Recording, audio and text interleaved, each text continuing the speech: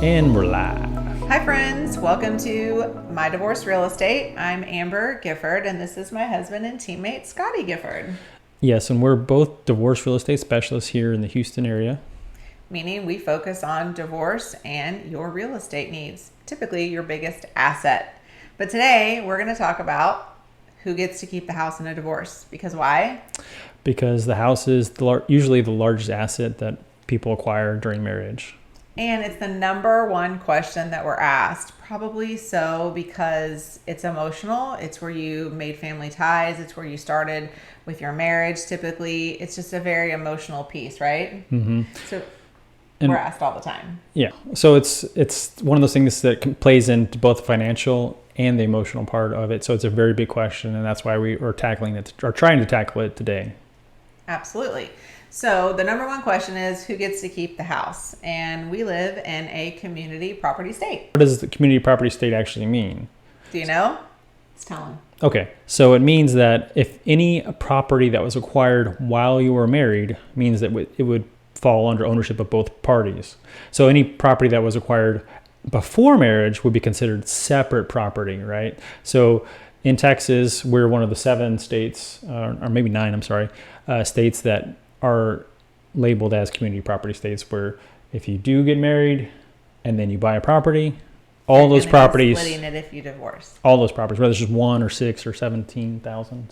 So our choices are in a community property state to either buy one spouse out and you keep the house so one person stays and then there's an out spouse, or you can make the decision, or a judge can tell you, hey, we're going to be selling your property and you split the equity if there is any. So let's go over some of those options when you're talking about buying out your spouse versus just selling the home. Right. So I don't know that most people are aware, and I wasn't in my situation when I got a divorce, that if you do a buyout, it's contingent upon a loan approval and your mortgage payment goes up. And your mortgage payment goes up because why? Because you're actually buying out the equity of your spouse, plus you're having to pay off the old mortgage to get their name the mortgage out of their spouse's name, or to get them off the deed. Right. There's obviously other things that come into play with that.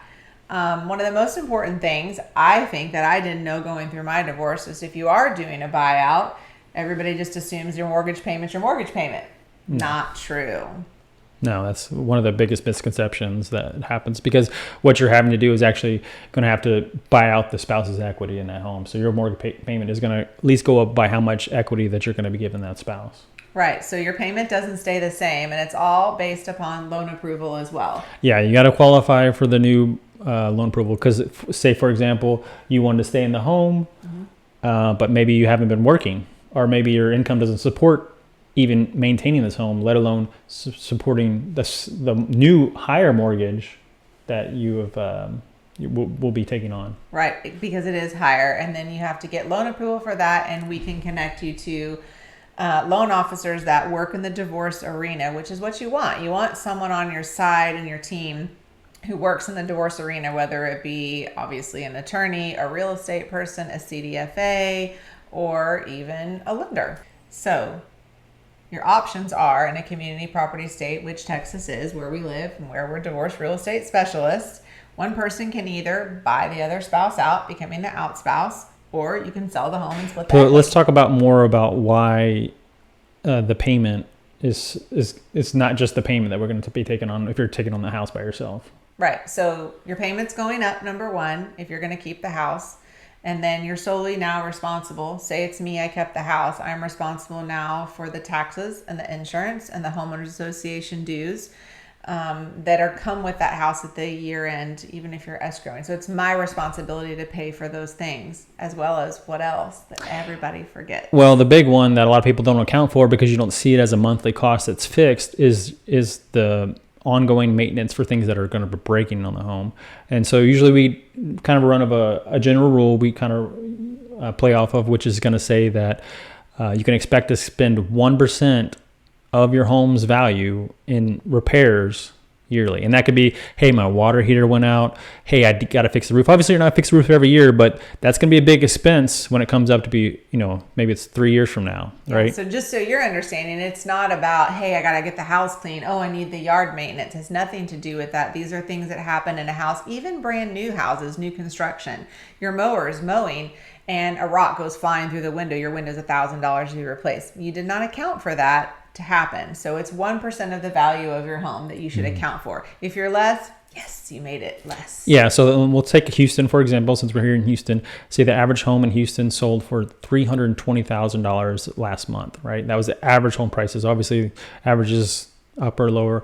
But if you take that number 1%, that means $3,200 per year additional to the mortgage payment, insurance, taxes, principal, the HOAs, the lawn maintenance, the water bill, the internet bill, all those things that you're taking on by yourself. Now you have additional on one income now. Yeah. So we just want to make sure, and that's why we're here a lot, is just to help you uncover all those unknowns that you might be walking through, and just with all this fear that's associated with divorce and selling the home or keeping the home. And we're just here to help you unpack all those questions and help you look at the big picture for today and for next year and 5 years from now, because you don't want to just keep the house for 1 year and say, okay, well, I'll just kick the can down the road, right? Right, definitely. We're here for the big picture to help you uncover those unknowns and just to keep you educated. So the big takeaways are, if you live in a community property state, and we're in Houston, and we do, if you want to consider divorce, or you are, and you're wondering who gets the home, there's options. Your option is one person buys out the spouse, there's a home out spouse, and the person that keeps them. And when they do so, there are things that factor into that, loan approval and others that we talked about. Also, your other option is to sell the home and split the equity. On our website, www.thegiffordgroup.net, we have a fabulous mortgage loan calculator that can help you decipher what your payment would be. You want to tell them about it? Well, so yeah, we do have the mortgage calculator, but also we're talking about the mortgage buyout calculator. Mm-hmm.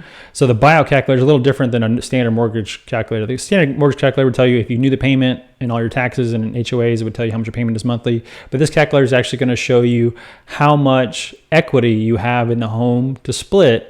But then also it takes it one step further and shows you how much equity you have to split after you pay, say, your realtor, your closing cost, or if you're going to do the buyout, how much with associated with those fees. And those fees usually, for a buyout, usually you can expect 3 to 5% to do a refinance cash out or to do the buyout, right? And those are two different things, but the cost will be about the same for either one of those.